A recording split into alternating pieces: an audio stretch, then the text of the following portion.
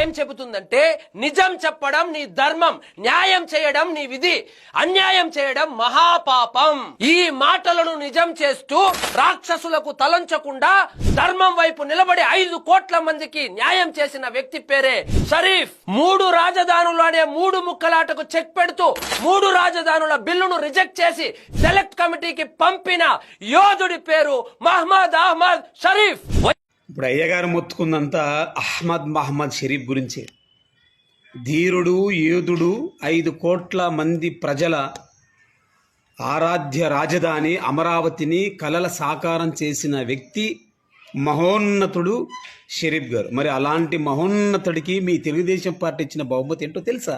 ఎవరు ఎన్ని ప్రలోభాలు పెట్టే ప్రయత్నం చేసినా, ఎవరు ఎన్ని బెదిరింపులు దిగే ప్రయత్నం చేసినా, వ్యక్తిత్వానికి పాల్పడ్డా, భౌతికంగా ఆయన మీద దాడికి చేసే ప్రయత్నం చేసినా సరే న్యాయానికి ధర్మానికి కట్టుబడి ఉండి ఒక ప్రభుత్వం రాష్ట్ర రాజధానిని ఒక రకమైన అగమ్యగోచర స్థితికి చేరుస్తున్న నేపథ్యంలో అది ఖచ్చితంగా నీతిబాహ్యమైన రాజ్యాంగేతర నిర్ణయం అని చెప్పని భావించిన చైర్మన్ సభలో ఉన్న మెజార్టీని పరిగణలోకి తీసుకొని వాళ్ళ అభిప్రాయానికి గౌరవం ఇచ్చి దాన్ని సెలెక్ట్ కమిటీకి పంపించడం జరిగింది. ఆ తర్వాత పరిస్థితులు, పరిణామాలు చూసాం. ఒక ప్రభుత్వం మొత్తం రాష్ట్రానికి రాజధానిగా అమరావతిని కాకుండా చేయాలని చెప్పని ఎన్ని ప్రయత్నాలు చేసినా సరే వాళ్ళ ద్వారా రద్దు చేయబడ్డ సిఆర్డీఏ చట్టాన్ని మళ్ళీ వాళ్లే తిరిగి పునరుద్ధరించుకునే పరిస్థితులు కల్పించబడ్డాయి. కౌన్సిల్ రద్దు చేయాలి అని చెప్పని వాళ్ళు ప్రయత్నం చేసినా అది ఆచరణ సాధ్యం కాల.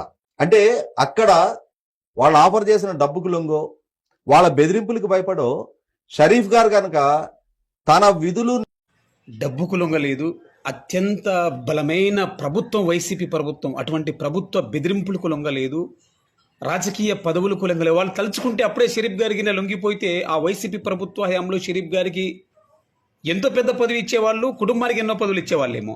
మరి ఆయన లొంగిపోలేదు.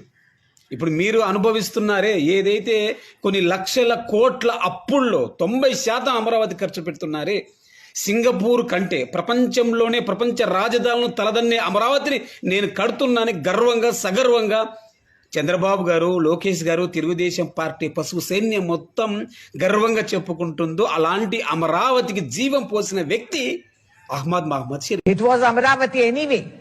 I had told the then chief minister, పెట్టరా పేరు అమరావతి, లేకపోతే పిలవరా పేరు కమరావతి.